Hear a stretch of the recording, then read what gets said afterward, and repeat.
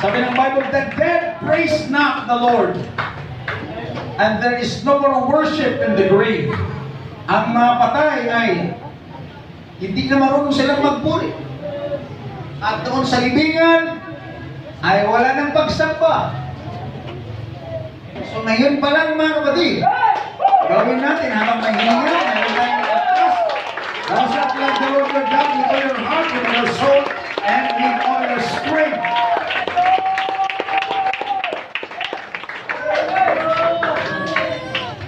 Amen, amen. Habang may panahon, mga kapatid. Hallelujah. Time, remember, time is linear. Ibig sabihin ng linear, mga kapatid, hindi siya bumabalik. Hindi po, akalang siya ng iba, mayroon pang alas 9 bukas, mayroon pa, no. It is linear. Pag lumipas ng, anong date ngayon, June 6? June 6, 2021, it is linear. Hindi na ito babalik, mga kapatid, bukas, June 7 na. Ang June 6, maging history na ito bukas. Pag-gising natin sa umaga, it's history at hindi na babalik. Praise God. Kaya mga kapatid, every time na bigyan tayo ng Panginoon ng pagkakataon, nakatulad ito, sumamba sa Panginoon, gawin natin the best. Amen! Amen! Woo! Let's give it all to the Lord.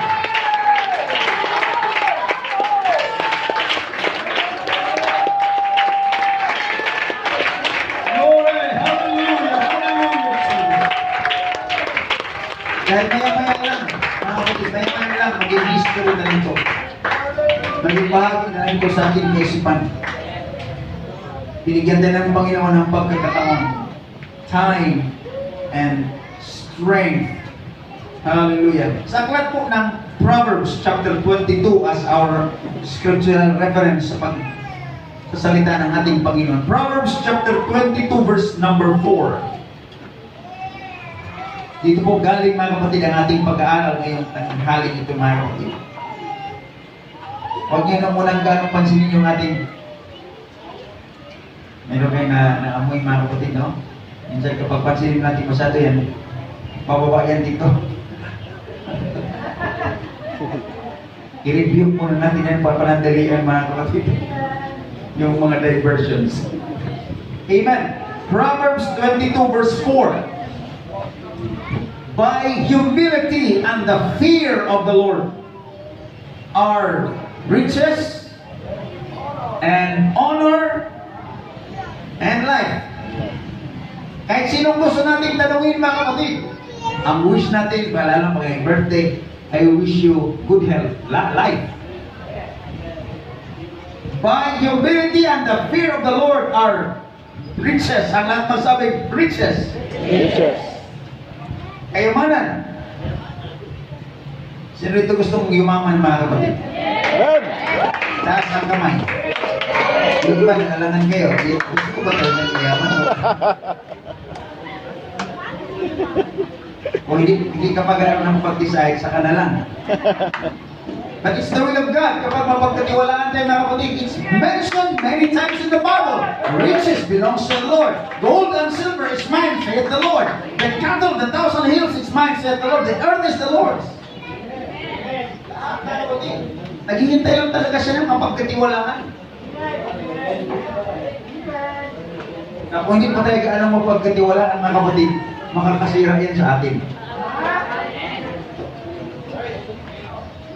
Let's make sure. So, by humility and the fear of the Lord are riches and honor and life. Ito ang palaging hinahanap. Bakit nag-impok? Bakit may insurance? Bakit mayroong reserve na kapatid? Kapag magkasakit, mayroong magtabi. Because we want life. Gusto natin mabuhay ng matagal kung maaari. Amen! Gusto natin maging healthy. Amen! But the Bible says, by humility and the fear of the Lord. Yung palaging hinahanap ng tao, yun ang pinaka-key. So I would like to share in just a little while the power of humility and the fear of the Lord. Tayo kasi gusto natin makapatid yung byproduct. Hindi natin inaaral yun. Saan ba ito galing? Gusto natin yung result. Hindi natin ganang inaaral kung paano ba ito mangyari. Praise God. So yan ang gusto ng ating Panginoon ngayon. By the help of God, mga kapatid, you may receive it in Jesus' name. The power of humility and fear of the Lord.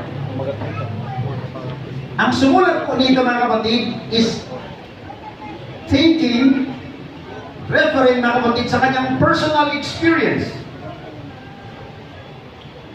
Kung gusto na natin, mga kapatid, maging successful sa negosyo, makinig tayo sa mga successful na negosyante. Amen. Yung mga may experience, mga kapatid, talagang may dating yung kanilang pagsabi. Solomon was the writer nito, mga kapatid, Proverbs. Siya ang sumulat. By humility and the fear of the Lord are riches, honor, and life. Sa aklat po ng 1 Kings chapter number 3 verse 3 to 5. 1 Kings, I think. Okay. Makita natin, mga kapatid, na sa panahon yun, wala bang temple, walang templo. It was just few years after transition sa panahon ni David. Pinasa niya na ngayon kay Solomon, mga kapatid. Wala pang temple. Pero natutunan ni Solomon na sumamba sa Panginoon. The Bible says, Solomon loved the Lord. By the way, yung fear doon ay hindi yung fear na natatakot. It is a deep reverence. Kung malalim na pagrespeto, mga kapatid, sa Panginoon. That's fear of the Lord. Proverbs chapter 1 verse 7, the fear of the Lord is the beginning of wisdom. Ang umpisa ng wisdom, mga kapatid, is fear of the Lord. So kung nagpe-pray tayo, mga kapatid, ng karunungan, it will start with the fear of the Lord. The fear of the Lord is the beginning of wisdom. But fools despise wisdom and instruction. So kung gusto natin, mga kapatid, na mamuhay na mayroong karunungan, hallelujah, wisdom, ganun sa taktipain. It starts with fear of the Lord. That means, nagsikap tayo, mga kapatid, na malugod ang Panginoon sa ating buhay araw-araw. That's the beginning of wisdom. So, Solomon, mga kapatid, nung bago pa lang binigay sa kanya ang kingdom, nag-pray siya sa Panginoon. Sumamba siya, mga kapatid. Pumunta siya sa Gibeon. Gibeon is the place of worship. Mayroong altar doon, mga kapatid. Wala pang temple. So may altar doon, bare altar sa bundok, mga kapatid. Ang sabi ng Bible, nag-offer si Solomon ng 1,000 sacrifices. I think many years, or many months ago, nabanggit ko ito, mga kapatid. Nag-offer siya ng 1,000 handog. Na kung ating tingnan, mahaba yung worship time noon sa Rose. Dahil hindi naman pwedeng maghandog, mga kapatid, na dire-diretso lang. Isa-isa yun sa altar. There's an altar there. So hinandog, buhay yun eh. Pag maghandog sila ng unang panahon, mga kapatid, buhay, ilagay doon sa altar, kakatayin doon, alisin yung lamang loob, mga kapatid, susunugin yon. Mayroong ceremony. Bawat isa. So matagal. So kinumpit ko nga, mga kapatid, di ba? Kung mabilis gaano ba katagal maghandog ng isang handog? Matagal, mga kapatid. Kung mabilis kang magkantay, siguro isang oras. Tapos nasusunogin niyo, mga kapatid. Can you project doon sa 1 Kings chapter, para meron tayong idea, mga kapatid, how to love the Lord, how to honor the Lord. So, bakit naging ganun si Solomon, mga kapatid? Naging Solomon. Okay? 3. At inibig ni Solomon ang Panginoon at lumalakad sa mga palatuntunan ni David na kanyang ama. Siya'y naghahain ng laman at nagsusunog ng kamangyan sa mataas na dako. Verse number 4. That's the key. He loved the Lord. Mahal niya ang Panginoon, mga kapatid. Siyang sumulat nitong ating binasa, Proverbs. That's the start. At ang hari ay naparoon sa Gabaon, Gibeon, upang maghain doon. Wala pang temple, mga kapatid. Sapagkat yaon ang pinakamataas na dako, 1,000 handog na susunugin. Ang inihandog ni Solomon sa dagbanan niya, 1,000. It is believed na yun ay mga baka, mga kapatid. And of course, king. Basta-basta maghandog ang hari, mga kapatid, ng baka. Kahit sa Talmud ng mga Israelites, mga kapatid, nag-painting sila kay Solomon na naghandog 1,000 na baka, mga kapatid, ang kanyang hinandog. Gaano katagal yun? Kung 1 hour, mayroon bang matay mga mathematician dito? Kung isang oras, isang ihandog, ganun kabilis, mga kapatid, kung isang oras, isang handog. Tapos, sa isang buong maghapon, 24, araw, 24 lang. Right? Are you following? So, meron kayong mga calculator dyan sa inyong mga phone, mga kapatid. Tingnan nyo. Ilang oras yung lahat? 1,000 divided by 24, ilang araw? 41.6. Ganun mabilis na paghandog isa. Isang oras sunugin, katay lahat. Isang handog sa isang oras. So, natapos yung 1,000, 41 days. Mahigit isang buwan. Considering, walang tulog-tulog yun. Tuloy-tuloy. 41 days natapos yung worship service na tuloy-tuloy kung minsan nagpahinga. Pero iba sa atin, mga kapatid, pag service, ang iba nagmamadali. Meron pa akong appointment eh.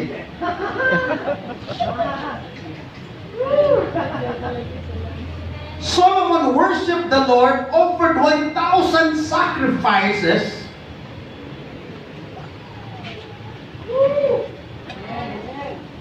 Andun sa Panginoon, that's how he loved the Lord. Natutunan niya sa kanyang amang si David. He is also a worshiper. Now, boss, pagkatapos naman kapatid, sabi ng Bible, na nakatulog si Solomon sa kanyang sobrang pagod, I believe. Nakatulog siya doon sa lugar na yon. And then doon siya kinausap ng Panginoon. That's the turning point in his life. Here and now, many times, worship service is a turning point of somebody's life. Amen! Dahil doon na kapag after ng worship service, kinausap siya. By dream, nakatulog si Solomon at sabi ng Panginoon kay Solomon, Solomon, ako'y na lulugod.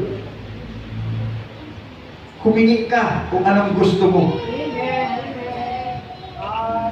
Ask what you will. Now, sa tayo mga kapatid, minsan yun ang ating gusto, direct tayo agad. Sana sabihin ng Panginoon, humingi ka na kung anong gusto mo. Parang gusto natin mag-shortcut mga kapatid. But there was worship service first. And then, sabi ni Solomon, Lord, God, you have put me instead or in place of my father David. Your people is so mighty and strong. I am just a young lad. I don't know what to do. I don't know how to come in. I don't know how to go out. That means, I don't know how to judge the people. Nilagay mo, ako kapalit ng aking ama. Hindi ko alam. Hingin ko sa iyo ang karunungan. So that I may know how to judge your people. Nalugod ang Panginoon. Right heart. Hindi siya humingi. Ang sabi ng Panginoon, sapagkat hindi mo hiningi ang buhay ng iyong mga kaaway, hindi ka humingi ng kayamanan, ibibigay ko sa iyo ang wisdom. Ibigay ko pa sa iyo ang kayamanan. Gumpay, mga kapatid. Later on in his life, si Solomon maraming sinulat na aklat. Ating nabasa ang Proverbs, mga kapatid. Ang sabi niya, by humility and the fear of the Lord are riches. Alam ni Solomon, mga kapatid, na ang nagbigay ng Panginoon sa kanya ng kayamanan at honor and life, maalala niya palagi yung nagpakumbaba siya sa harapan ng Panginoon.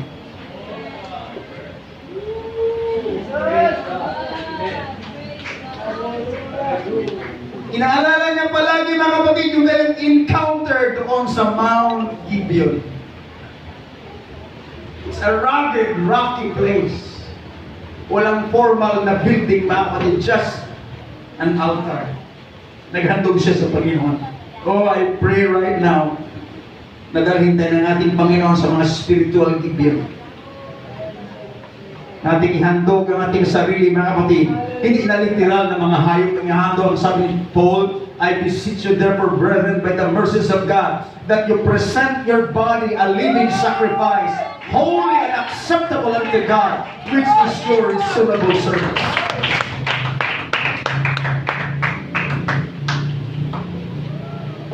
Sinulatan tayo, mga kapatid, sa Proverbs through the wisdom of God kay Solomon. Isang sabi nga by humility. What is humility, mga kapatid? It is not lifting ourselves. It is not counting ourselves higher. But it is in submission to the will of God, to the Word of God. Ito ay pagpapasakop, mga kapatid, sa kalooban ng ating Panginoon. Mayroong kasabihan, mga kapatid, na a little learning is a dangerous thing. Experience ba natin, mga kapatid, na meron tayong kausap na pag meron tayong gustong sabihin, tapos marami nang binabalik sa atin. It's a sign na hindi tinatanggap yung ating sinasabi. Right? Pero yung mga attentive, mga taong hunger for wisdom, handang magpakumbaba, mga kapatid, they'll say, oh, magaling yan. Their hunger for instruction. Wisdom na galing sa Panginoon.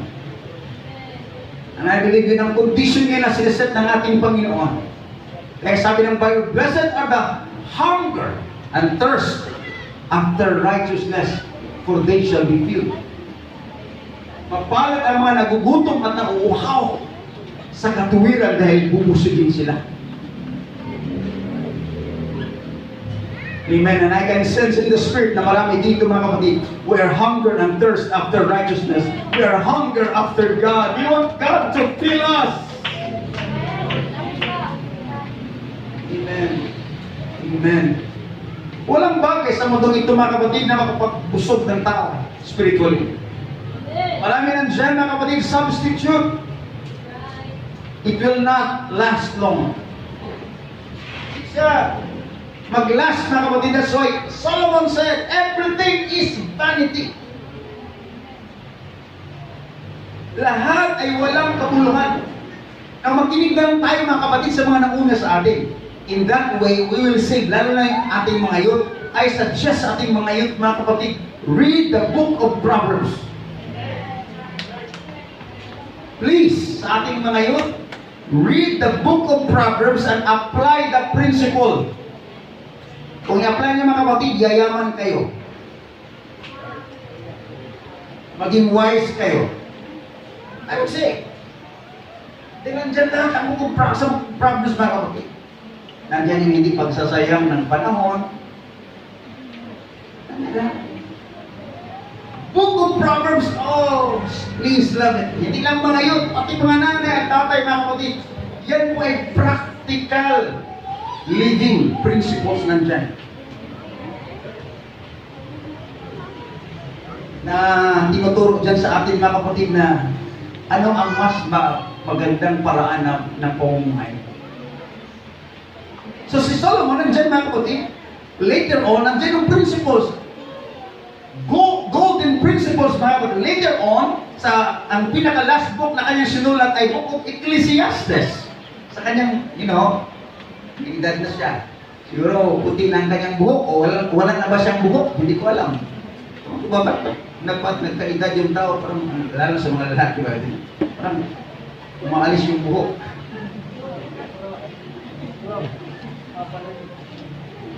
Yung iba, mga kapatid, medyo magastos na sa sabon dahil yung noo ay medyo lumalang pa din yung noo.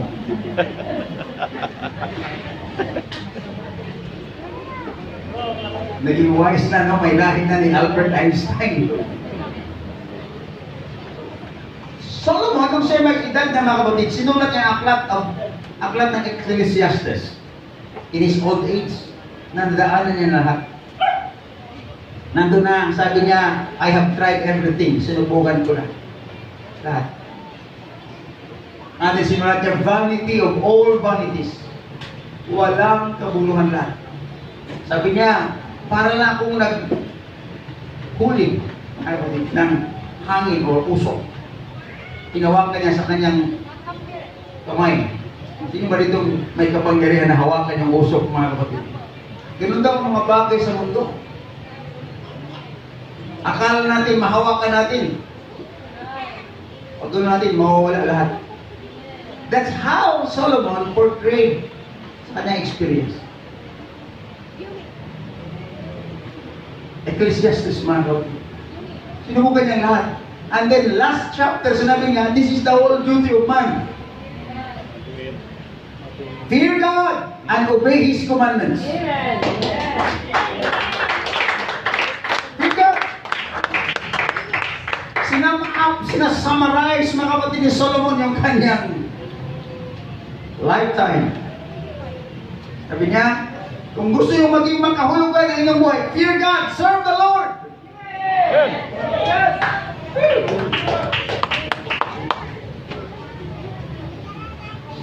Alam niyo, isa sa prayer ko sa Panginoon, dahil kalooban ng Panginoon, may mga pagpalain ng Panginoon, may mga yayaman dito.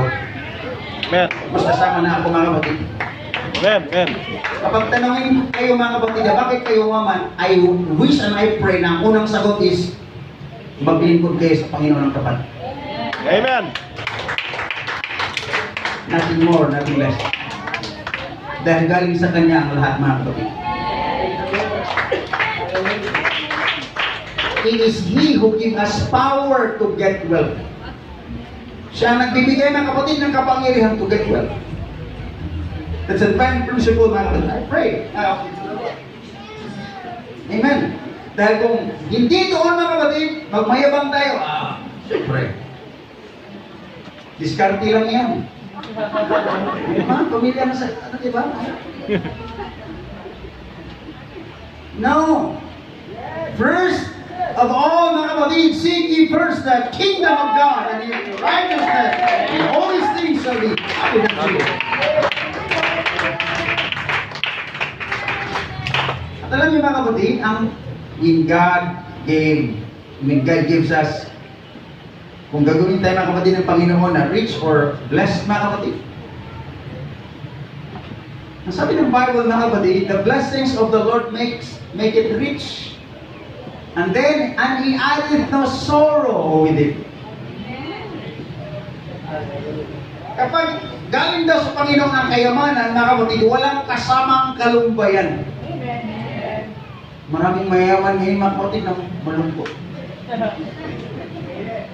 I prayed to the Lord and I said, Lord, I want your kind of being rich. Na mayaman na masayahin. Amen. And I pray, dito marami, mga kapatid, na gawin ng ating Panginoon. Not for ourselves, but for the kingdom of God. We can reach more. We can reach more. We can send missionaries. So, sino bang gusto dyan na mag-aral ng Bible School? Akong bahala, pastor, sa tuition fee. So, sino bang gusto mag-pioneering work? Marami pang mga taon dito sa Pampanga gusto kong suportahan. Sino mag-pioneer? I pray it will happen, mga kapatid. Kalooban yan ang ating Panginoon. Macedonia, nabanggit, mga kapatid, Brother Mike, they support the work of God. Missionary sending church. From the very beginning, mga kapatid, sa Mesa, I pray na ang church na ito ay maging missionary sending church. Amen. Hindi ko limitahan, mga kapatid, ang border ng ating Panginoon.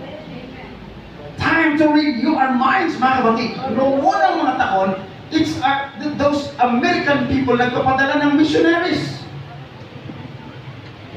Upang maraming mga worker, pastors, missionaries na karating sa bansang Pilipinas.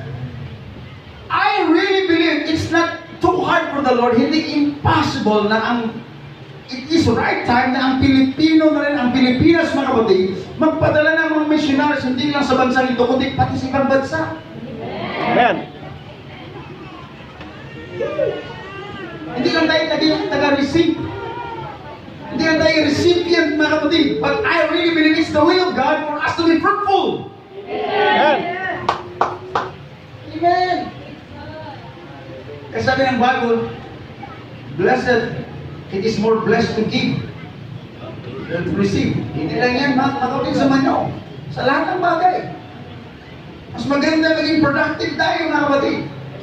Sa ating prayer, hindi lang, Lord, bless me. No, go beyond. Lord, make me a blessing.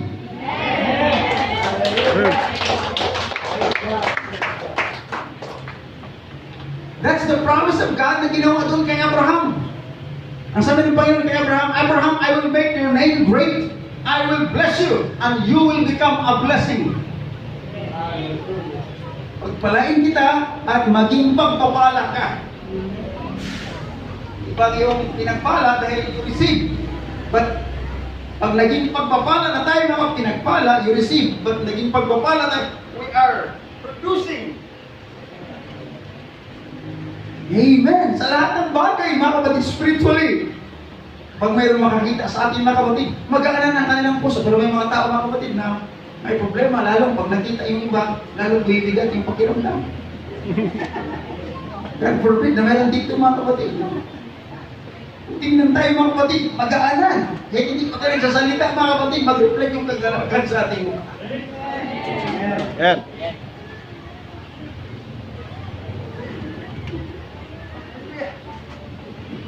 Kalauban niya ng ating Panginoon, mga kapatid, because we are reflectors ng glory ng ating Panginoon. Yet Solomon said, by humility and favor of the Lord are riches and honor and life.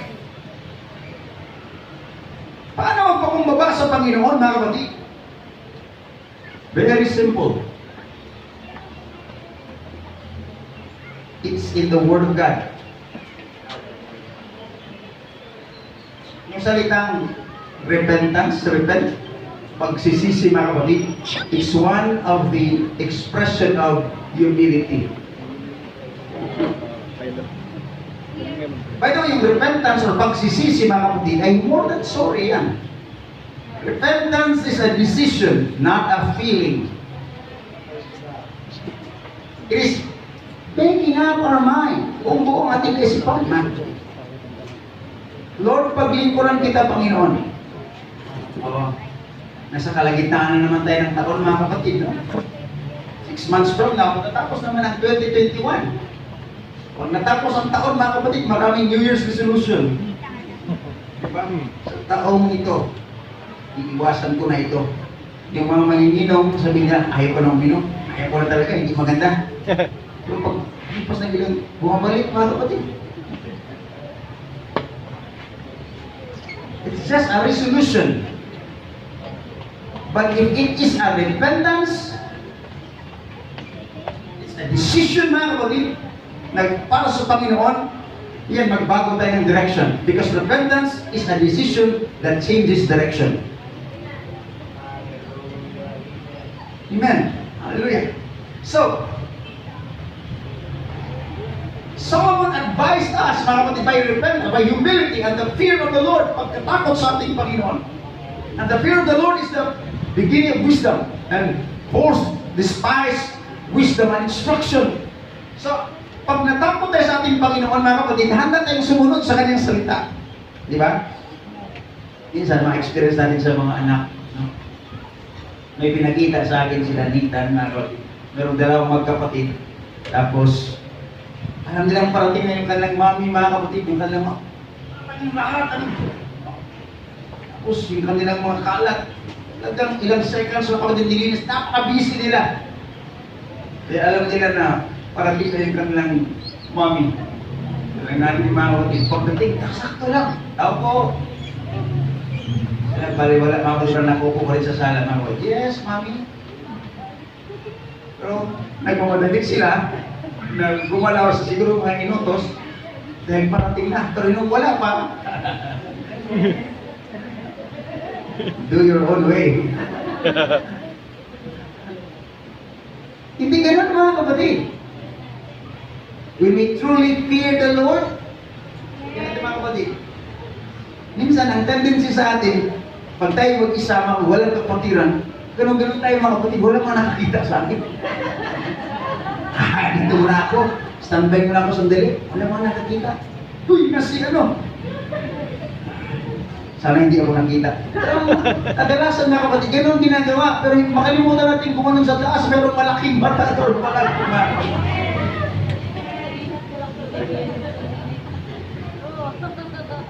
fear of the Lord. It is knowing. It is living every day with the consciousness na nandyan palagi ang ating Panginoon. Palagi tayong tulungan, mga kapatid.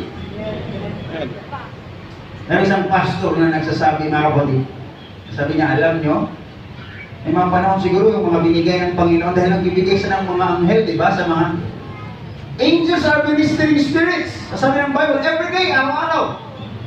Psalms chapter 91, basahin natin mga kapatid. He gave His angels to charge you in all your ways. That means, ang bawat isa sa atin mga kapatid, may mga anghel na dinispatch ang Panginoon palagi, mga waiters natin, nasa kasama natin. Sabi niya, alam niyo, ang totoo ganito. I could imagine, sabi niya sa Pastor, marami sa mga anghel natin, siguro gumagano na lang sila. Nahihiyak man ako sa ginawa na ating binabantayan.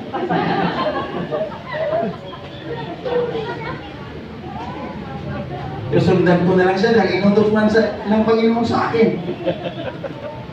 Kung medyo matapak na siya, hahawakan ko pa rin, pero nahihiyak man ako. That's what the word said. He gave His angels charge over you to keep you in all your ways. Pero minsan dahil sa lack of consciousness and knowledge and fear of the Lord, hindi natin ma-internalize ang truth na ito, mga kapatid. But if we realize, mga kapatid, at ma-conceive ang katotohanan ito, mga kapatid, it will help us. Yung feeling ng loneliness, maalis sa atin, you're not lonely, you have angels with you, you have the presence of God.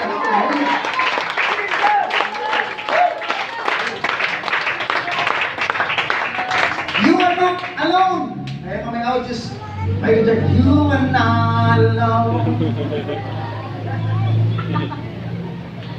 It's desperation, but it's a reality in the Word of God. Hindi talaga tayo nag-isa, mga kapatid. We have the presence of God, we have the angels of God.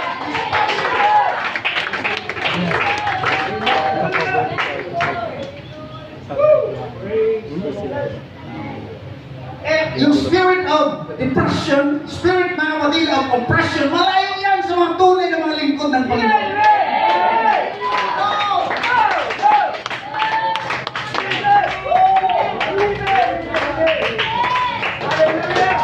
Ain't no party like a Holy Ghost party, because a Holy Ghost party don't stop. Akala nila ang mundo lang may party, mga kapatid. No, may higit pa ng party, mga kapatid, sa presensya ng ating Panginoon. Ang party ng mundo, mga kapatid, is just for season. But real, celebration and party nasa presensya ng ating Panginoon. Diba sa ating mga bisyoso naman, mga kapatid, di ba? Pagkatapos ng inyong tipok-tipok mo sa amin, mga kapatid, no? Pagkatapos, magtapos pa ng gulo, mga kapatid, dahil sino magbayad? Di ba sa ikaw magbayad? Di ba, madalas nagtatapos sa ganun, mga kapatid, kaguluhan. Pero tinatawag, saan tayo? Happy-happy tayo? Happy-happy. Pero madalas nagtatapos sa ganun, mga kapatid.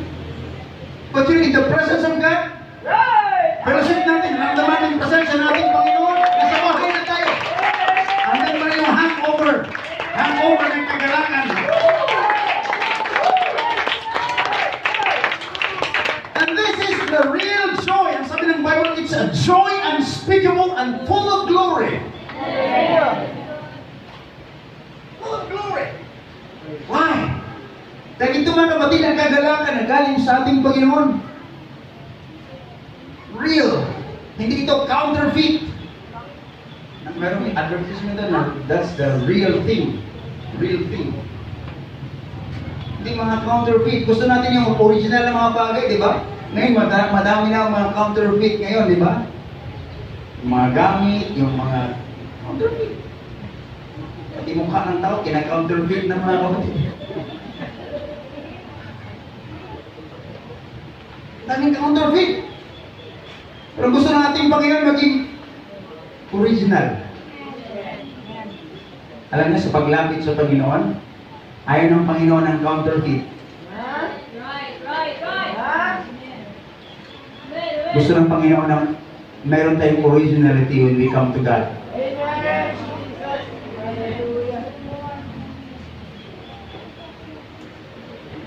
Counterfeit, alam niyo yung ginagawa sa counterfeit, maraming mga itinatago nila yung katotohanan. No? Minsan yung lagyan nila ng maraming pintura sa labas, pero pag lipas ng maraming ilang araw, wala nang backpack na yun. Okay? Counterfeit. But real thing, talagang pinapakita natin sa atin kung anong mukha. Yan talaga yan. It's the real thing. Anong ginawa ng tao, mga kapatid, nung sila nahulog sa kasalanan? They're hiding. Nagtatago sila doon sa ilalim ng mga puno ng kahoy. Sabi ng Panginoon, "Where art thou, O man? Saan ka tao?" Sabi ni Adam and Eve, "We are hiding because we are afraid." Nagtago kami dahil kami natatakot. It's a normal thing na maramdaman ng tao kapag mayroon siyang nagawa. Gusto niyang magtago. But you know what? Ang hinihintay ng ating Panginoon is we will appear before Him. We will expose ourselves. Be a real person, my Lord, I have sinned. Sabi ng isa, mga kapatid, na from a parable of the prodigal son, tinanggap siya ng Panginoon, umuwi siya, mga kapatid, bumalik sa tahanan ng kanyang mga. Sabi niya, "I will tell my father, I have sinned against you and against heaven." Kung nagkasala sa iyo at sa harapan ng Diyos, gawin mo lang akong bilang isa sa mga alipin. Yun ang kanyang sinasabi. He made up his mind. And that's a picture of total humility. Alam niya na hindi niya siya karapat-dapat na tawaging anak. Ang kanyang habol, mga kapatid, mamuhay lang ako sa ilalim ng tahanan ng aking ama. At least mamatay man ako, nandun ako sa tahanan ng aking ama. I know, hindi na ako karapat-dapat na maging anak. It's a picture of real humility. Hindi niya hinahangad, mga kapatid, na mayroong piyesta. Mga iba kasi, mga kapatid, pag-uwi ko niyan, mag-piyesta doon, siguro maghandak sila ng marami. No! It's not in the mind of that son.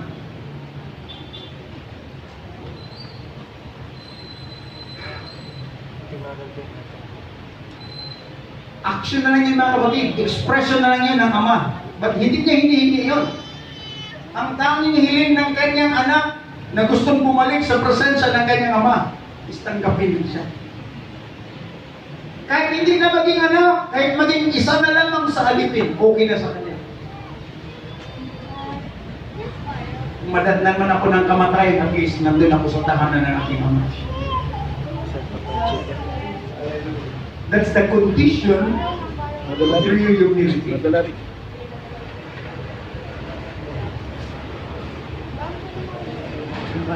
Sabihin ko, uuwi ako.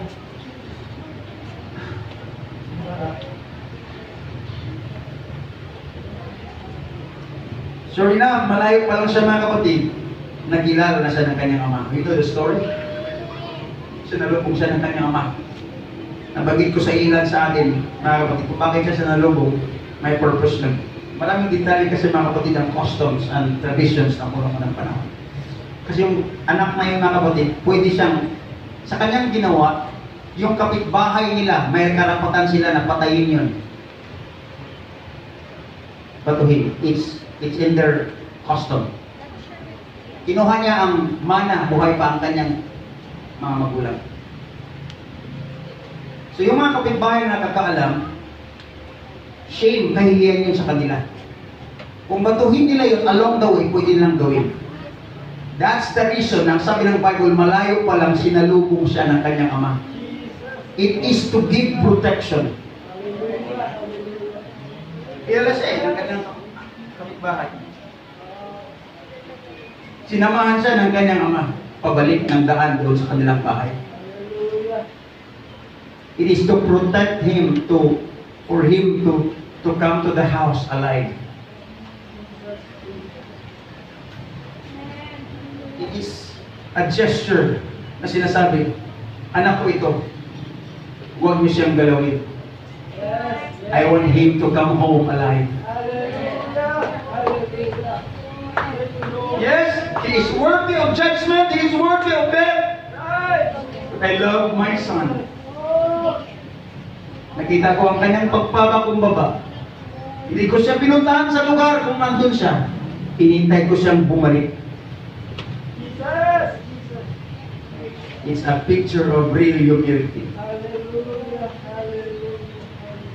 Ama, nagkasala ako sa iyo. At sa harapan ng Diyos. Kung basahin niyo ang context, mga kapatid, hindi na siya pinapatapos na magsalita. Yung kanyang speech na hinahanda, hindi niya natapos. Hindi na gaanong pinapansin ng ama, mga kapatid. Sumigaw ang ama, dalhin ang pinatabang guya. Ilabas ang kanyang damit. Lagyan ng singsing ang kanyang kamay. Because ring, back in those days, is a sign of ownership. You belong to a certain family. Ibigay yung kanyang sapatos. Wala na siyang sapatos nung bumalik. Paano na lang siguro. Mamahalin yung kanyang sapatos. Siguro baka sapatos binenta niya. Survival. Dalhin yung damit. Katayin yung pinatabang guya. That means, ang mama nag-expect na isang araw babalik yung kanyang anak. Alam niya yung daan pabalik. Habang nagpakasasa yung kanyang anak doon sa malayo, mga kapatid, the father is expecting for him to return. Pinaghandaan na ng kanyang ama, hindi pamalo ang kanyang inanda. May babalik ka lang, ha? Mandikin ka na rin sa akin.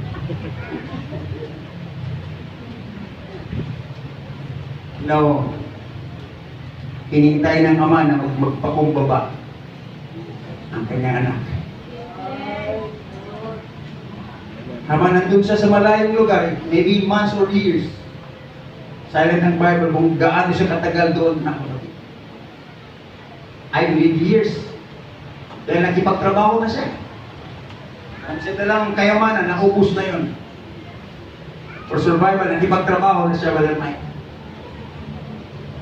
Siguro matagal siya, mga kapatid, doon nakipagtrabaho. Kulang sa pagkain. Isip niya, napakaraming pagkain doon sa tahanan ng ating ama. Sobra-sobra. Yung mga servants doon, busog na busog. Servants. Ako nandito, nagtitinis. At ang sabi ng Bible, gusto niyang kainin yung mga pagkain baboy. Ano mga pagkain ng baboy? Head feeds pa yan.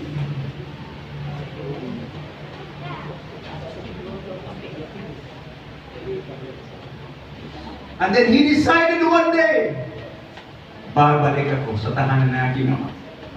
Amen. That's the start.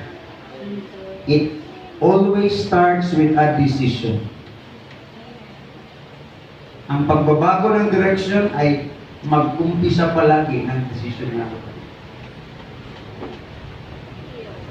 Hallelujah. And right here, marami tayong pwedeng gawing decision sa mga sandali ito. That will lead us into that certain direction na gusto ng ating Panginoon.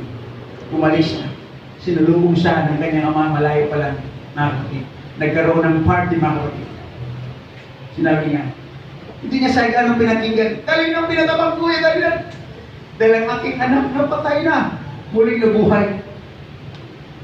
Ang aking anak na, nawala na. Ay muling nasumpungan. He was once lost but now found. Ang sabi ng Bible, ganoon din ang mangyayari doon sa kalangitan sa isang kaluluwang bumabalik sa presensya ng ating Panginoon. Amen!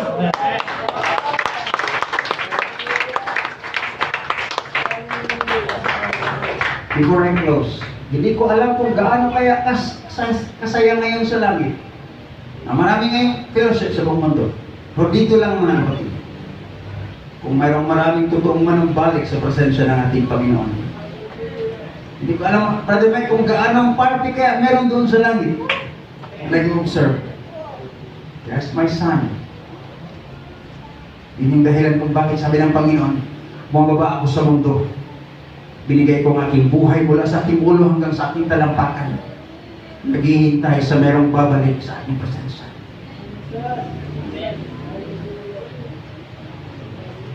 Kung meron tayong tagumpay, meron tayong tinatawag na Thanksgiving, right?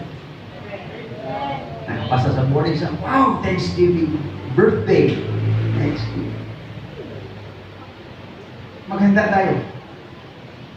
Let me bring you to heaven's court, mga kapatid. Anong klase kaya paghahanda, party, meron siya lang. Every time na meron totoong manumbalik sa presensya ng Panginoon. Hallelujah. Kumain kayong lahat ngayon, mga kapatid. By humility and fear of the Lord.